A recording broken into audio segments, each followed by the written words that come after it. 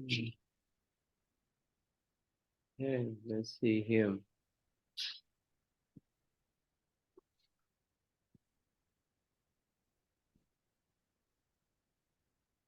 So far, how you feel about this type of conversation? It's cover a lot of story, right? Mm.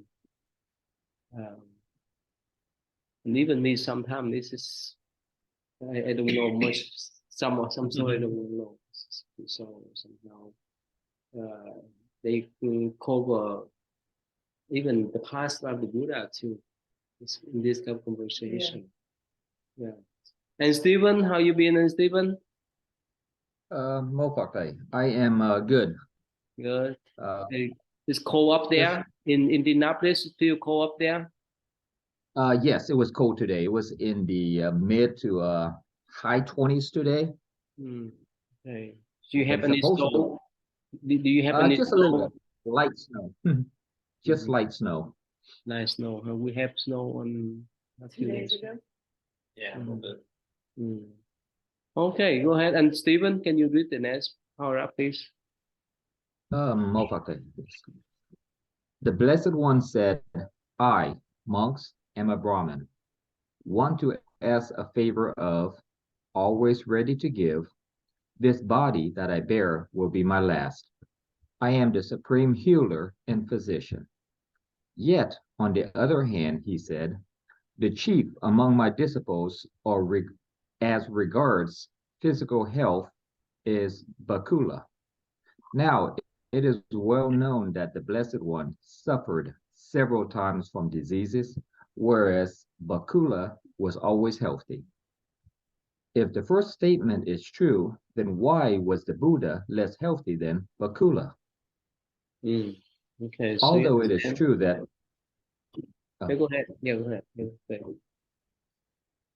although it is true that Bakula surpassed the Buddha in a matter of health, and other disciples always surpassed him in other aspects, yet the Blessed One surpassed them all in respect to virtue, concentration, and wisdom, and it was in reference to this that he spoke the verse, I, monks, am a Brahmin, one to ask a favor of, always ready to give.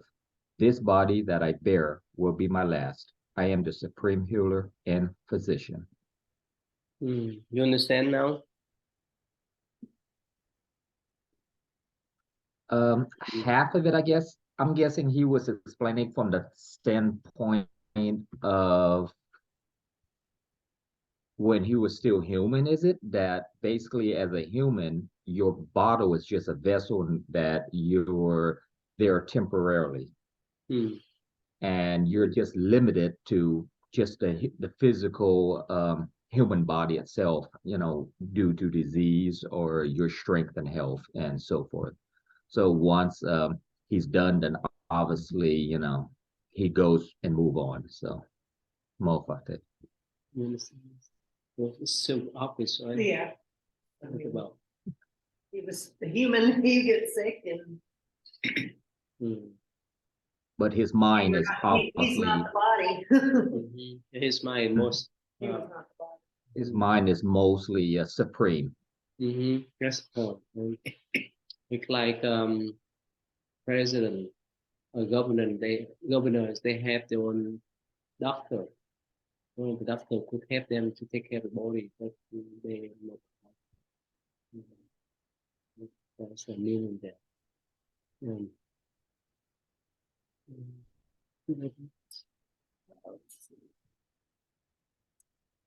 The blessed one, O king, whether he's sick or not, whether he is practicing the ascetic practices or not, there is no other being comparable to him.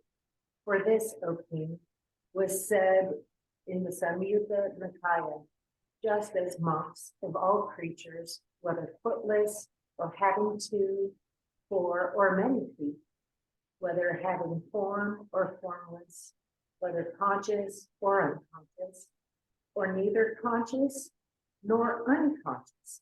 Of these, the Tathagata, the Arhat, the fully enlightened one, is reckoned as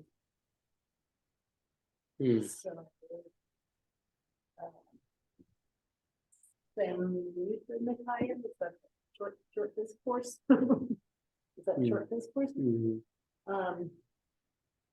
I mean, he was always, I mean, it's just saying that he was had the highest mental clarity. Whether it was on with a body or not a body, that's not with the focus. Mm. Mm. It's understandable. Yeah.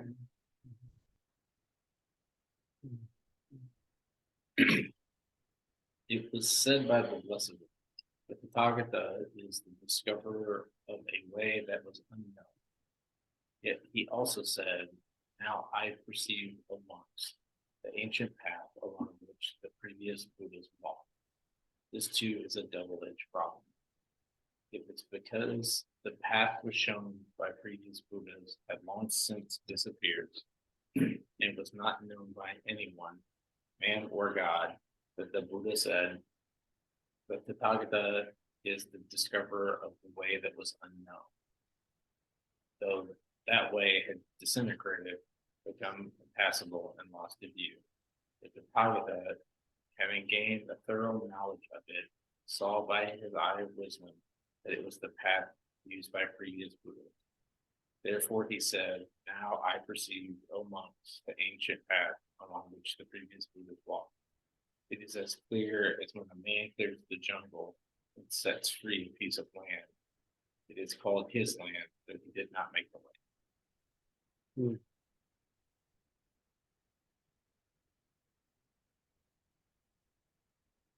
But nobody was using the path, and he just rediscovered it. He figured out the same path that they had used. Mm.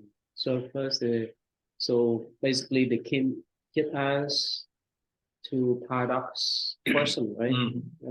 A paradox question. One is that yes, the Buddha is the one that discovered the way. But on the other hand, in some sutra, the Buddha say, well, I get walk the same path as all other Buddhas. So, but in Buddhist view, um, uh, when one Buddha teaching were completely lost, another Buddha will appear.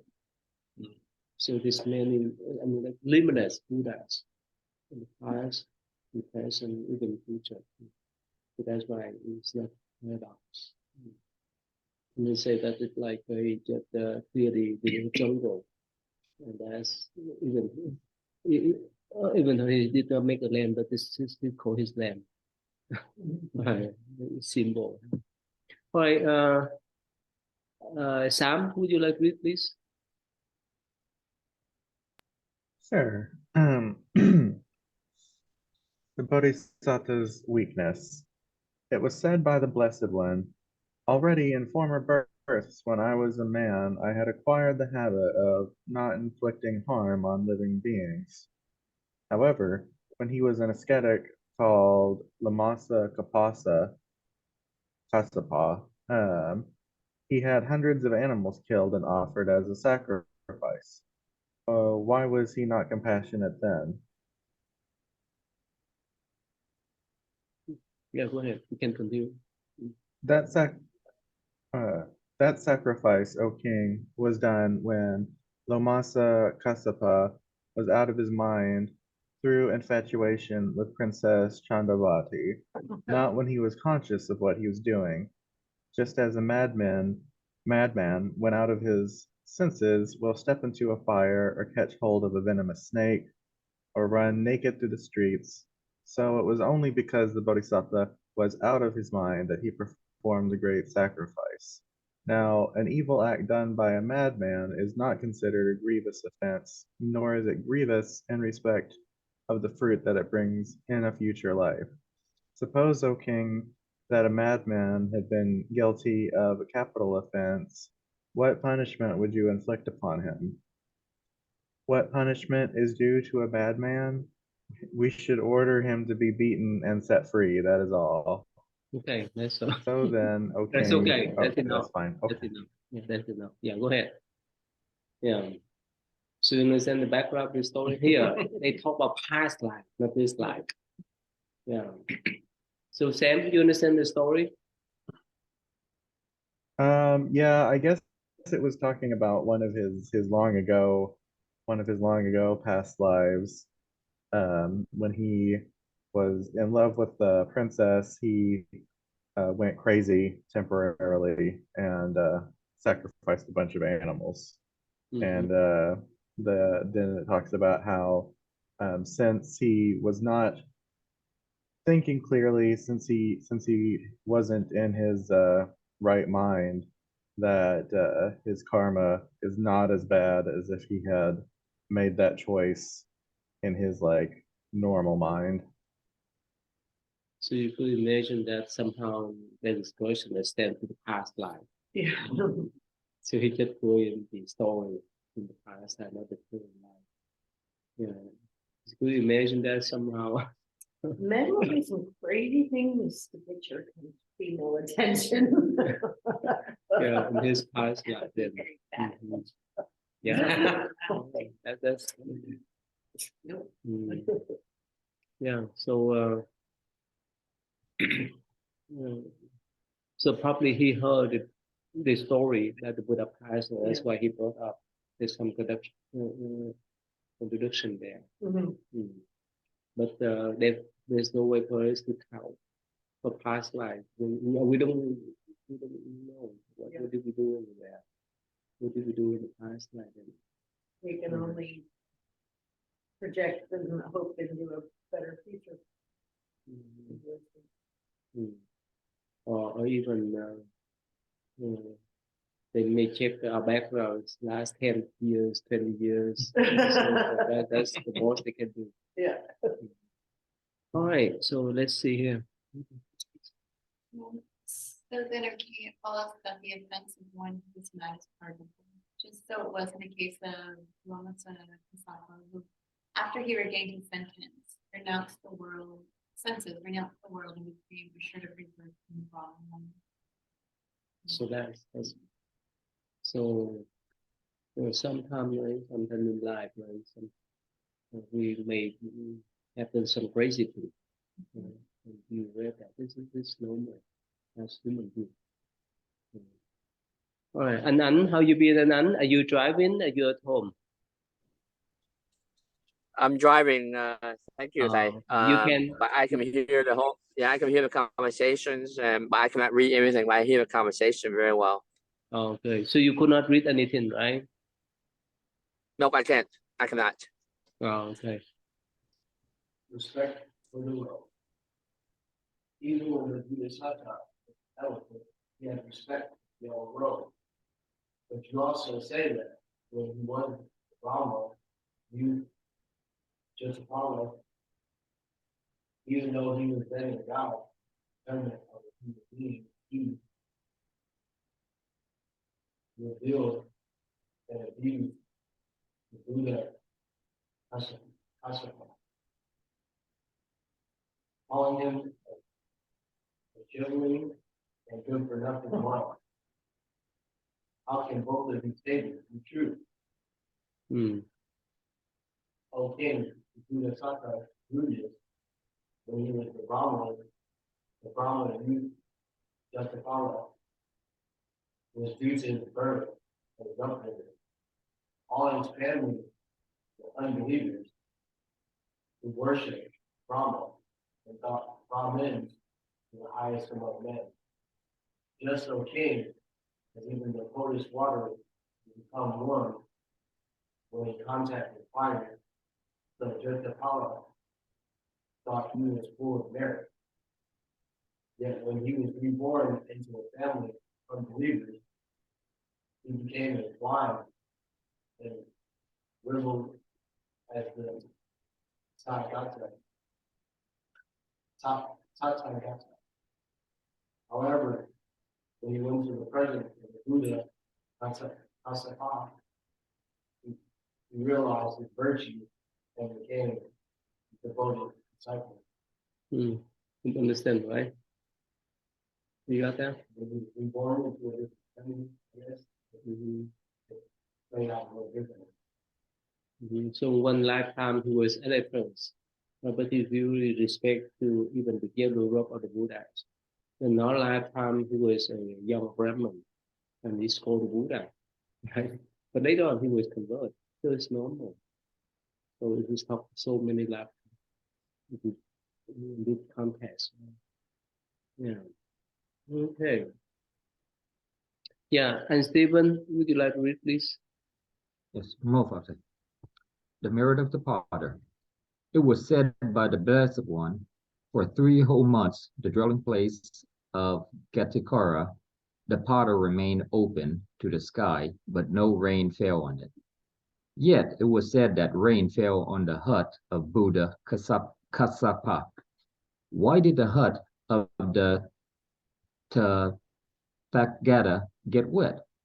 If rain fell on the hut of the Buddha, who had so much merit, then it must be false that no rain fell on the hut of Gatikara because of his great merit.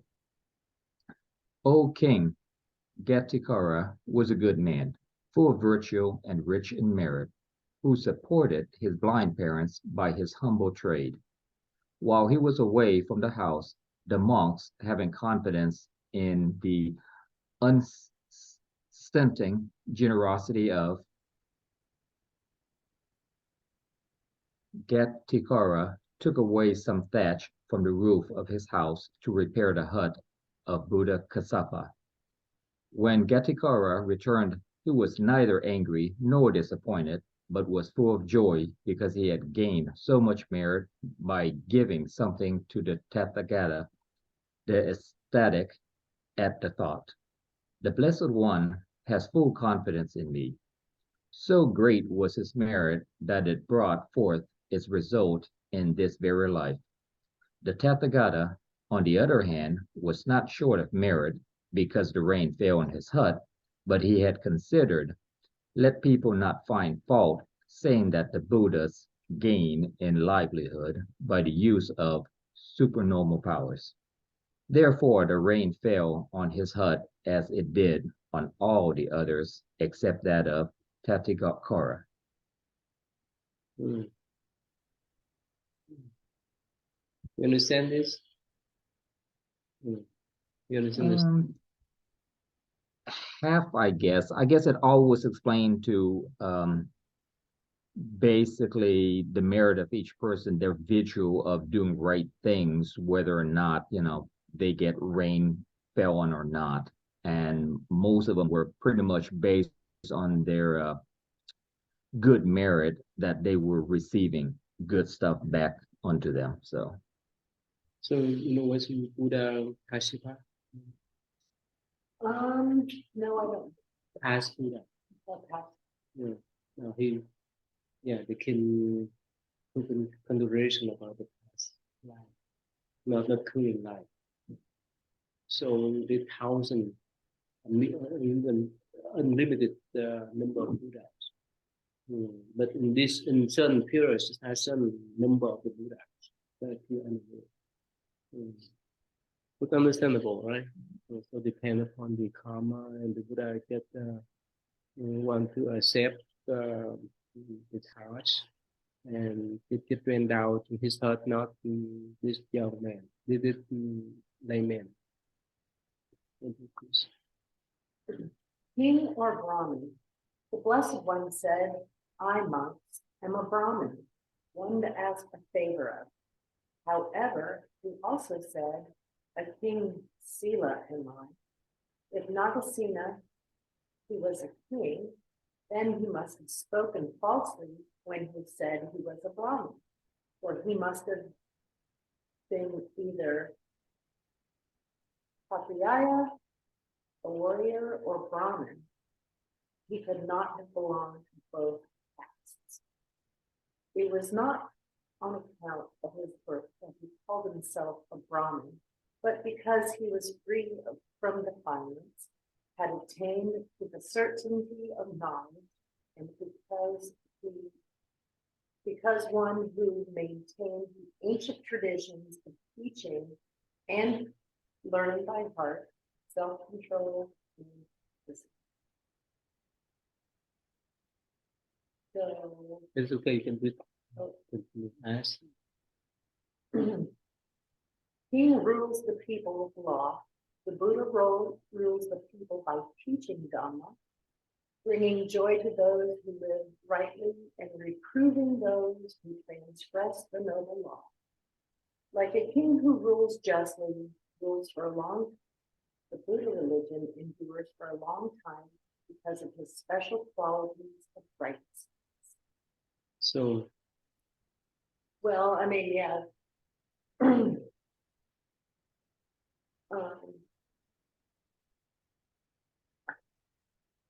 Well, yeah, I mean, I guess you can't be a king and a Brahmin. you know what's in Brahman? It is a holy You name. understand? Yeah. No, actually, in India, we talk about that. A class of people in four classes. Remember, the Brahman is top one. Yeah. The second one is the royal, including the king, officers, ministers, and so forth. That's the second one. The third is the merchant. The last one is the slave. And even the one that do not belong to these four classes, we call untouchable. So the question of the king say, well, one time Buddha claim himself as a Brahmin, that's mean the top one, the top class. Yeah. Another day, all the lifetime or all the time he claimed himself as a king. So confusion. You will have either one, not both. Yeah. So what Nagasena I just warned about?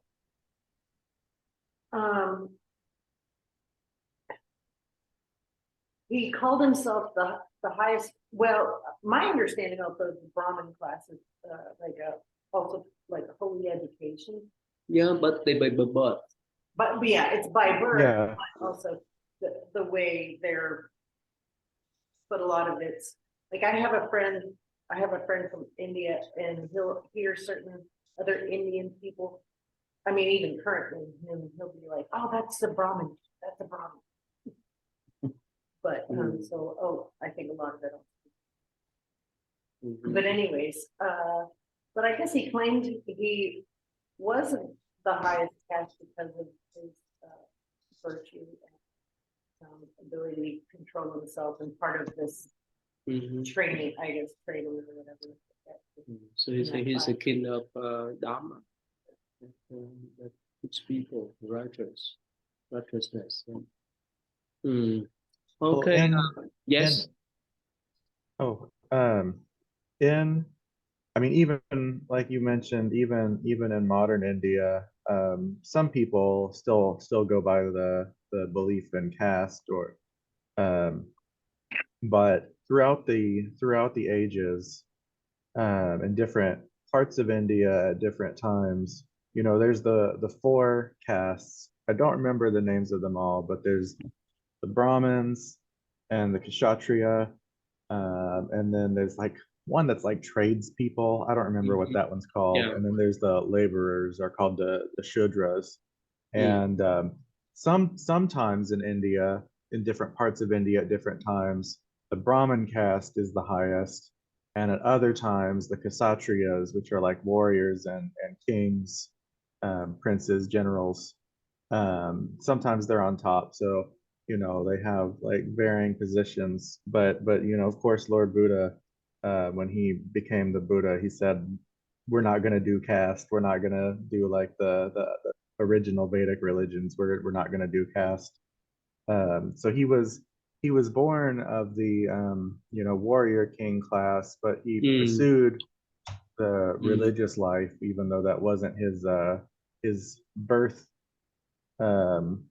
Technically, by the culture, his job should have been to be a warrior king, but he wanted to do the spiritual life instead, like a Brahmin. Yeah. But yeah, there's still casteism and stuff. Like I've known some Indian people. Like I knew a girl who was Brahmin caste and whatnot. Yeah, right here. It's just the And news. they have like caste. Oh yeah, the Dalits.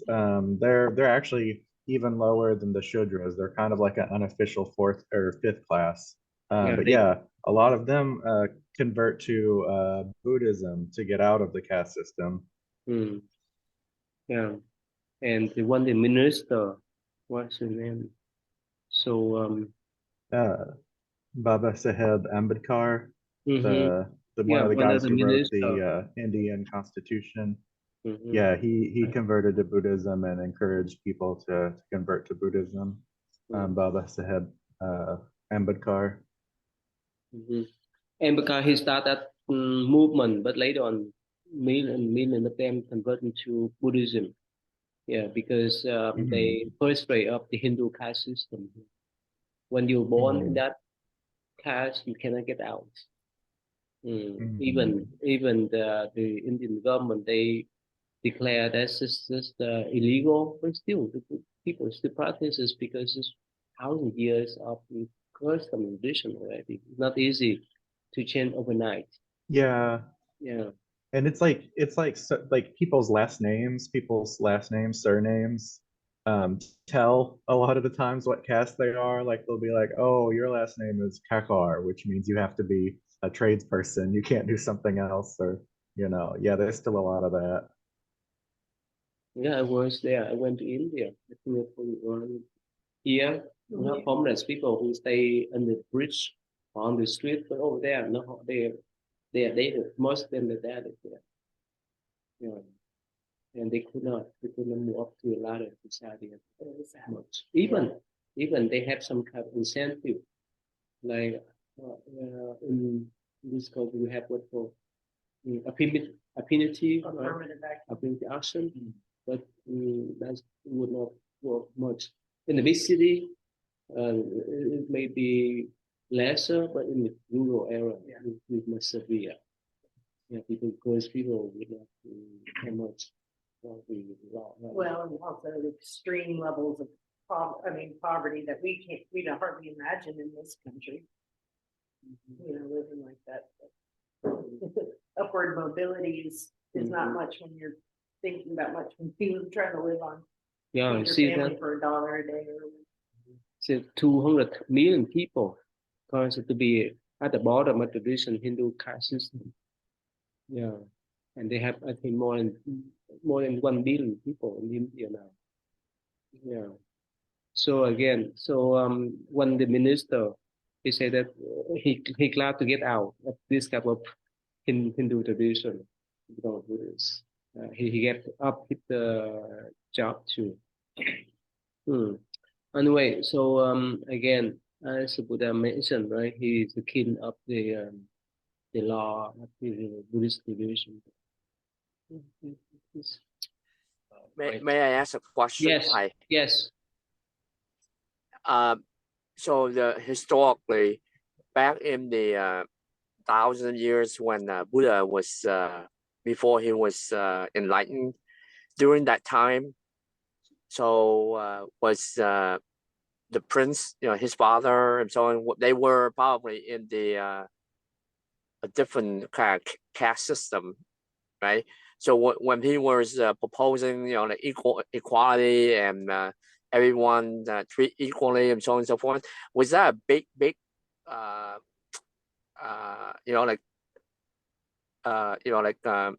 controversial for him to propose or to think that everybody is equal, everybody should be treated the same, or was it very quietly? I would imagine, because you said it's 1,000 years, so Indian culture and history, and that time, Buddha with the prince, I guess, the prince at that time, and he not yet enlightened, and he think about everybody being treated equally. That's the right thing to do. So I would imagine there would be a lot of people would be not in the same wavelength with him at that time. And I wonder whether there's some history, text or talk about his thoughts on that concept. Actually, he didn't criticize them directly, but in some instance, he told them that is not right. So one day, it's one of the particular sutra forgot. One day, one Brahmin came to see the Buddha. He said, "Well, I'm a red person because they came from the Brahmin class."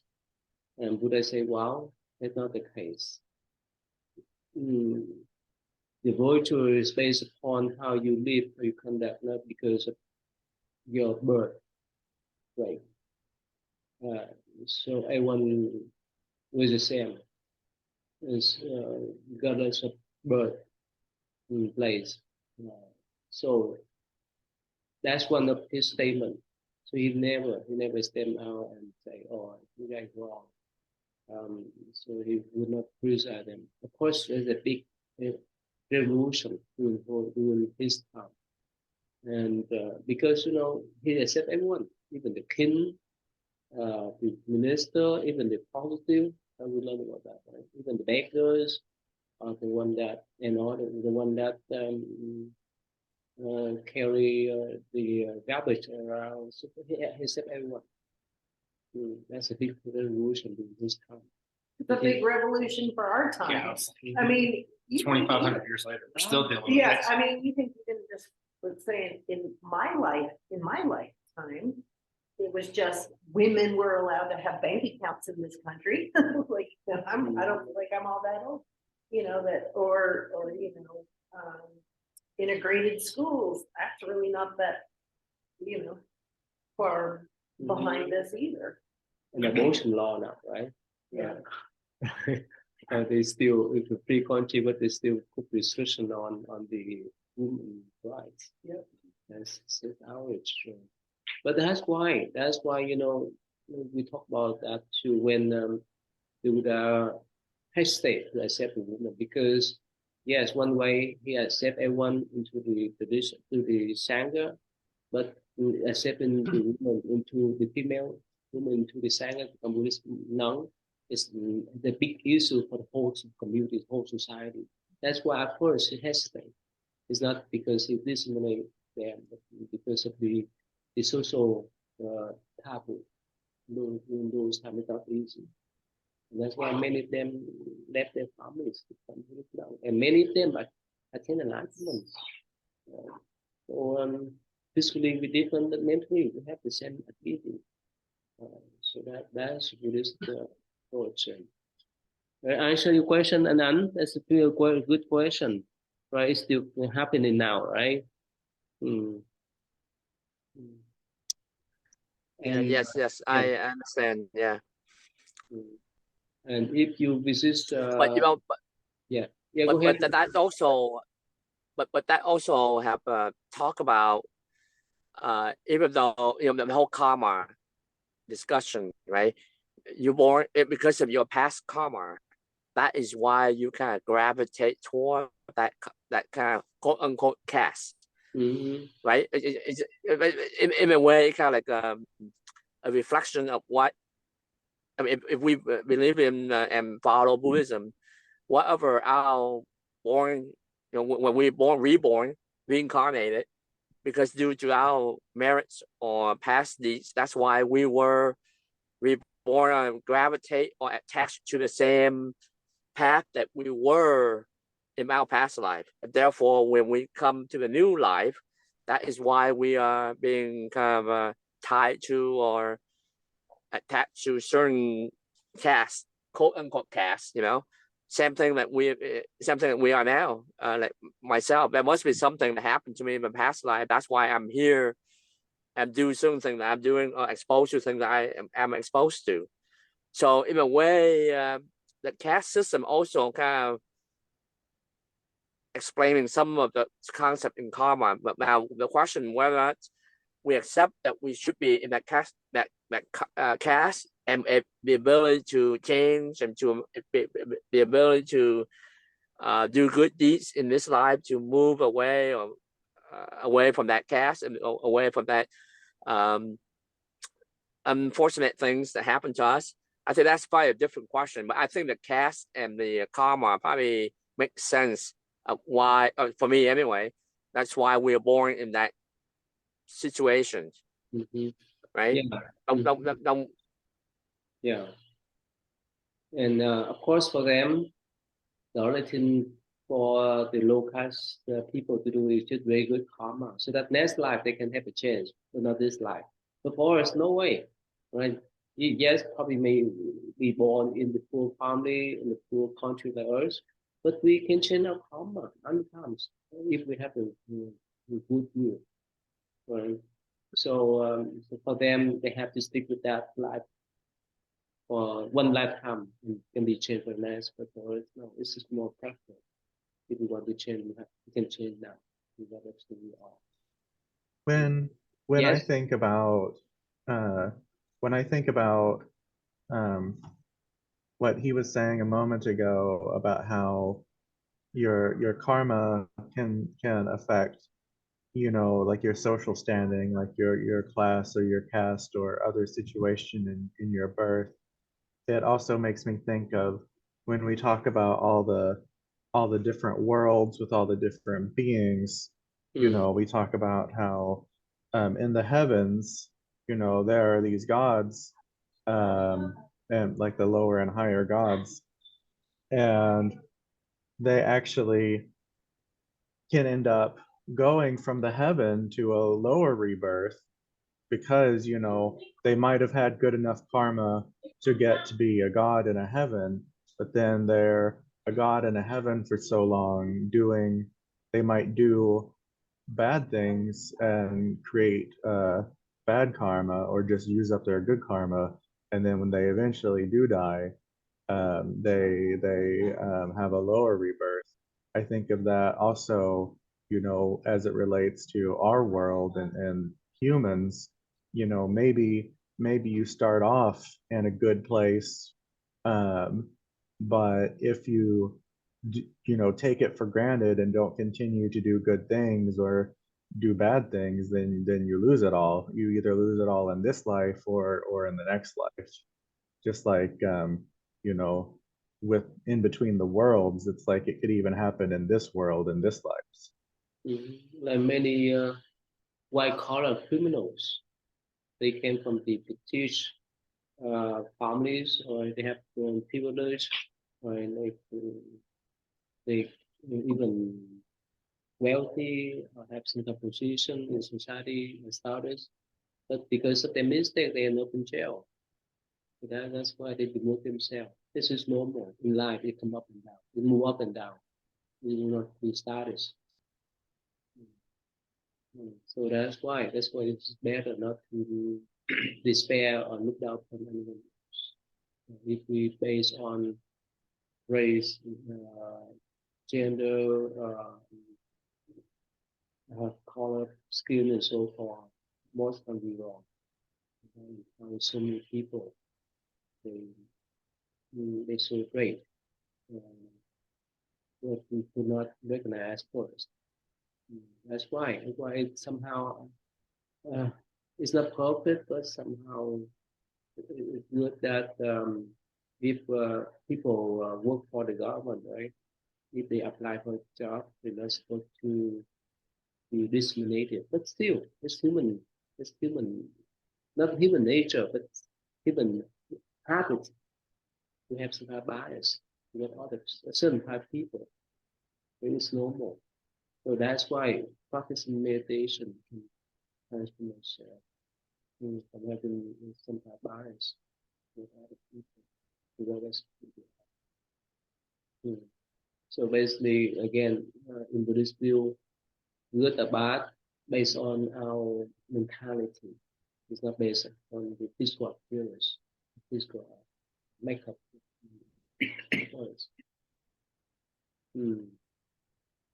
So it's not easy, right? It's not easy to be biased, right?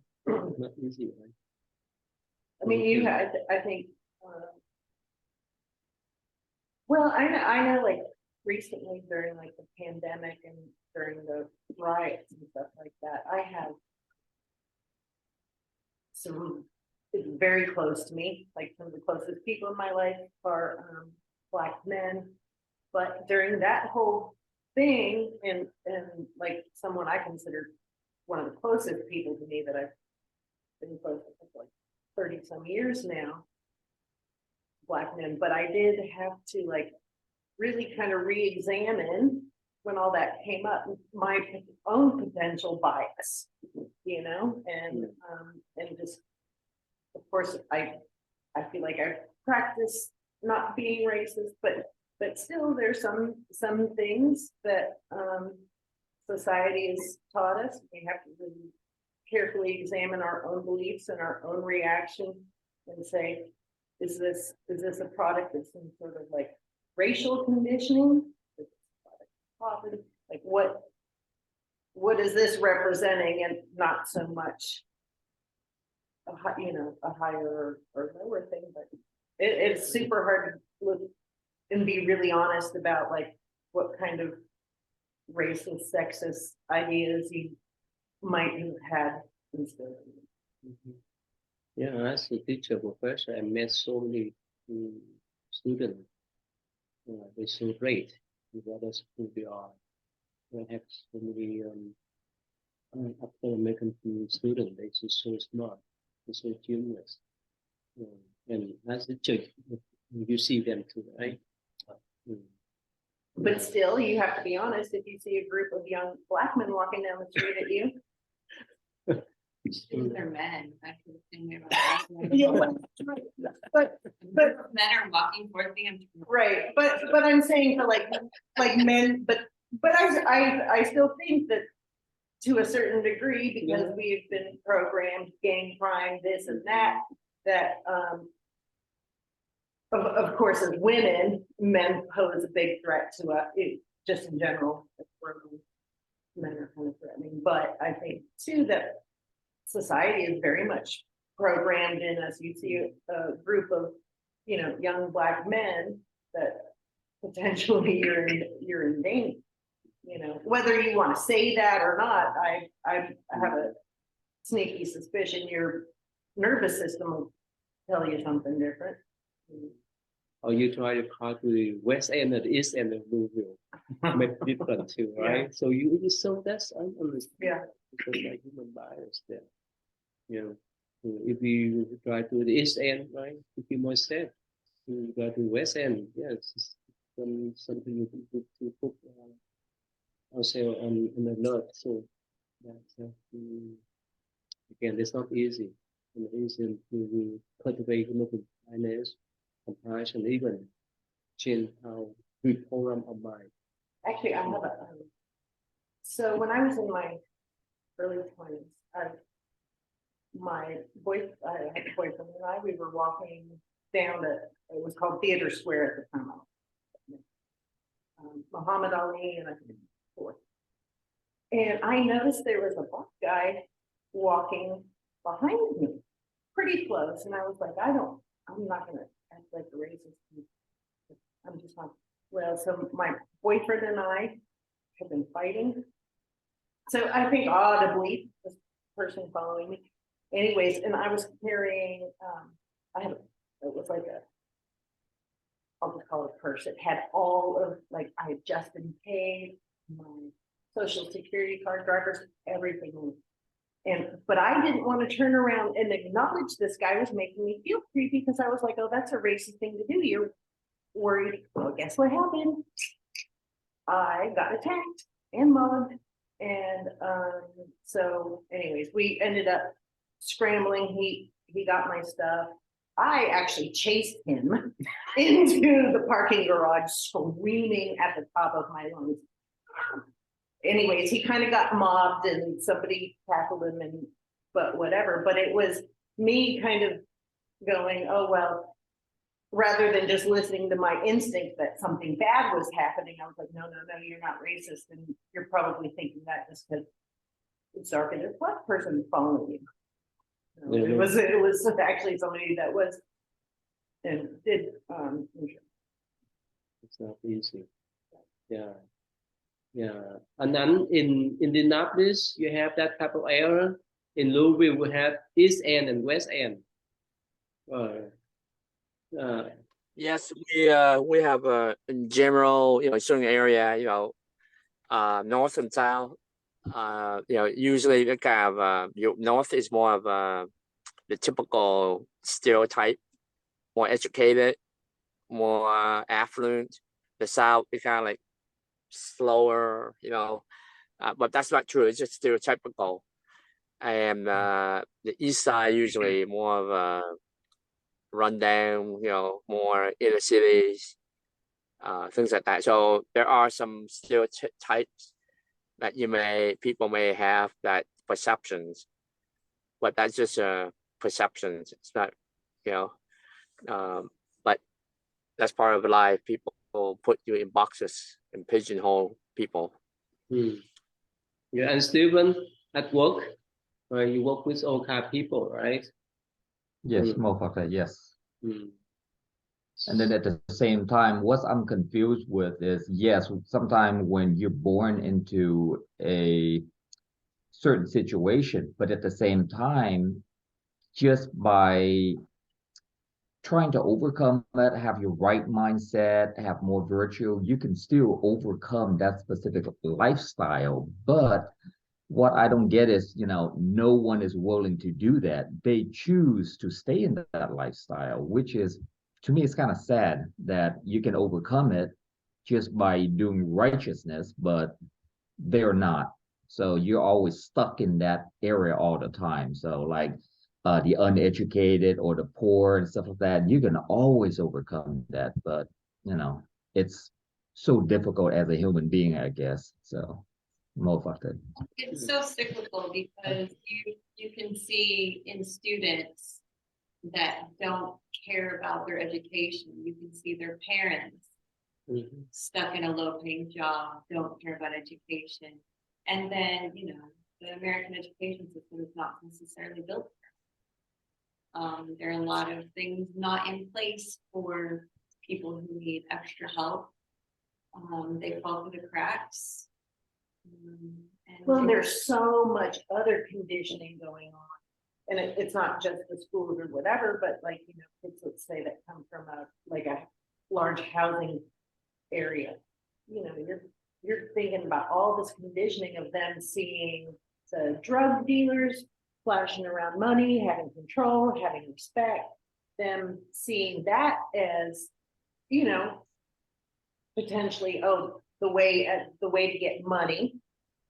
So yeah, unfortunately, it's not, you can't just say, great education is going to pull them out of it, because there's all this other survival conditioning that's just, really, really powerful.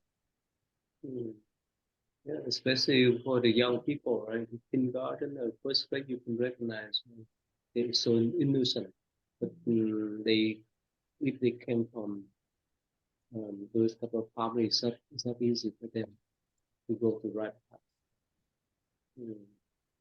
Yeah, my really close friend, he mentors at-risk young Black men, and I saw him last night, and he was like, "Yeah, I gotta go and do notes. My whatever.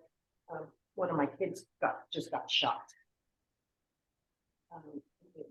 One of the kids that he mentored got shot in the leg with a AR. That's like a serious military weapon. That's not even a pop. That's an automatic weapon. It's really poverty breeds a lot of scary things. Yeah. Yeah, Sam, you want to say? I was also thinking about what Stephen and the other man who's calling in on. I was thinking about, but especially Stephen, in regards to, yeah, it is possible with your choices and your actions to overcome your situation. I definitely think that, although and of course it's easier and harder depending on when and where you are. And I was just thinking about the original context of ancient India, where Lord Buddha was, how, and even in modern India they still have the caste system, but especially back then, here in America and a lot of other places here in the modern world, if you work hard and have good morals and behavior, you can improve your life. But in a lot of cases, if you live in a society that's like, you're born this, you have to stay this forever, no matter what you do, that's a bit different, which is one reason I appreciate what Lord Buddha said and did in his own time. And he was like, no, no, your actual nobility comes from your actions, not from who your parents were. So Ivan, I was just thinking. think we encounter this kind of situation in your town, at work. Mm, yes. A lot of people that have been in and out of watching transition. When I started working in the building, currently the building where we work would be referred to as the farm. And we've had people fall out and we go up to that bathroom and go to Morocco. But yet then transition back into normal life, watching others go through little halfway houses and transition into something better. Life is a stage. You step on the train, move through it, Well, I think we can, in the Western context, but like if you look at places like Burundi, thank God none of us were born there. There is no matter amount of hard work or ethics or whatever, it's 85% of their population is under the age of 35. Like it's unlikely you're going to make it to 65. Which one? Burundi. It's the most miserable. It's considered the most miserable country in the world. Like I've reported people are unhappy. It is, and it wouldn't matter what your work ethic. It wouldn't matter. Your life is really, really hard there. There's no resources.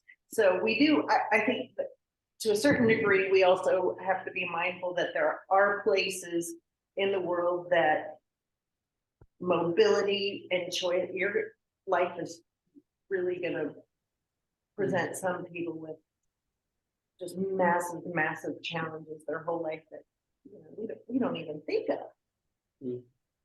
So how about when you go to high school, do you deal with this kind of student a lot? I was thinking about this whole conversation. We had one of my former students that lived with us for a little bit. Because she had come from an abusive family, drug abuse, grew up on a reservation. She was a Native American kid.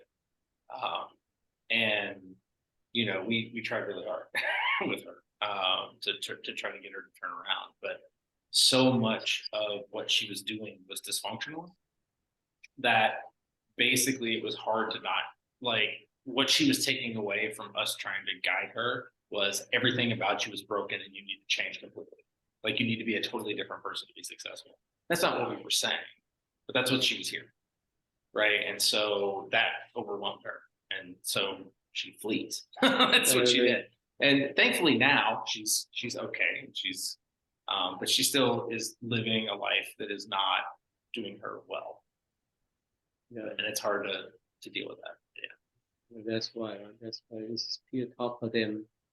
They born in, or they were raised in the broken families, right? In the shelters, in the housing project, and so forth. It's still tough, right? Still tough to change because they have, especially they witness those kind of sins, they witness those kind of problems already, and they think that that's normal. Of course, it's abnormal. At least in this country, we still have a chance to change. So David, you live in Illinois, you won't see much that problem, right? More made them. I live in the suburbs. You won't see much, right? Not unless we went to St. Louis, but every time we watch the news, if you're a child. Yeah. St. Louis was like the past few years was one of the biggest cities in the country, I think. Lots of crowd. So you go to the high school frequently, right? Mm-hmm. Did you talk to them frequently? Many of them come from the low income. How could you encourage them to go to college? Well, I think a lot of what our program does is show them that there are things out there to help them, like pay for it, to make sure that they have all the skills they need. And then just encourage them to do the work to have a pathway. So like, I'm not just going to college because I'm going to college. I'm going to college because I want to, be a mechanical engineer.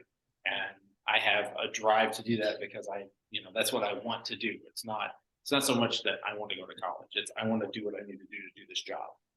So it's less about checking off a list of requirements than it is like I want to learn this thing. So the school send you there to encourage them, to inspire them to go to Yeah. college. And what's the percentage of successfulness? Do they see a lot of successfulness? There's a program that encourage them to step out of the shell. Nationally, yes, there is a pretty substantial kind of throughput with it.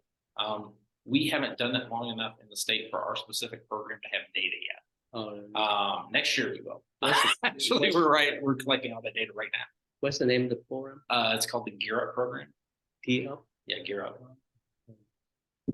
And so that's why you working for IUS. They send you there to encourage them to go to college. So I work for Purdue, and then I go into high schools most days. And then some days when they get out of high school and they're a senior and they go to college, we follow them to college. So some of our kids went to IUS, so I go there and meet with them and make sure, hey, is everything going okay? What do you need?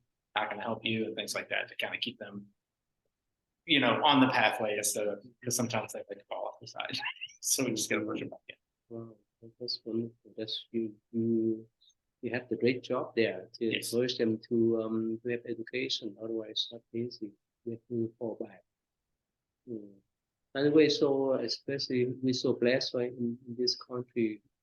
Yeah, we cannot deny that there's some kind of bias. Yeah. Out there, even with ourselves too. But at least this is much better than other places. Yeah. Yeah, Anand, right? You heard our conversation, right, Anand? Yes, yeah, I hear everything. Yeah, there's a big corporation now. There's a program that what they call is unconscious bias, and people can Google on it. And it's some of the bias that we kind of learn over the years through our own cultural, our own habits and norms. And so sometimes when decisions are made at corporate level, even that top level management is not even aware that they are acting or behaving or saying things that out of their own subconscious mind. And so there's a whole program now that there are people that are helping corporate America to learn to recognize some of those cultural bias that are subliminal, that kind of inherent within their mind when they make decisions. And it would try to help people to be aware. Awareness is the first step. So that's one thing that they're trying to help society or corporate America to learn how to deal with some of the recognition of the bias that we have within ourselves. Especially the role of parents, the role of teacher, professors, so on, that we need to instill this type of non-discriminatory views. Right? Need to teach the young children to see everyone as equal. Well, I mean, most of the, I'm going to just call it programs. The programs we run as a human. So it's like 70 or 80% of your day is run from your subconscious. Most of your subconscious programming you didn't intentionally pick. That was stuff that you may have picked up here, picked up there, the way you grew up in life. And a lot of those ideas we didn't adopt, and we might even consciously say, I reject that. That's an idea I reject. But that doesn't mean that subconsciously there was some sort of program installed just by way of exposure in our life that we actually respond a different way than we believe our conscious mind, than what our conscious mind is telling us. Yeah. I have one last thought before the class ends. Kind of to go full circle, I was still thinking about the minister from India you mentioned, Ambedkar, who was the lowest caste, and he helped. I think he's a good example of how obviously he was in India growing up in the early to mid. He grew up in the early 20th century when it was still ruled by the British Empire and had a lot of problems. But Ambedkar, he started from the lowest caste and like rose up to become this important government minister who helped write the constitution for their country, and he also helped, you know, raise up all these other people who were also low caste. So, you know, I want to just come full circle on that because I think he is a living example. Well, not living, he passed away, but he was a living example of how you can start from the bottom, but even in a really challenging place like India, especially India when it was still ruled by the British, you can start in a really bad place and rise up if you know Have the will. use yeah. You have the will to change, right? Yeah. Mhm. So that's why we can change our own karma. All right. So since time is up too. Thank you. All right. So see you then. Thank you. Yeah. No, but Yeah, thank you. good night, everyone. Good night.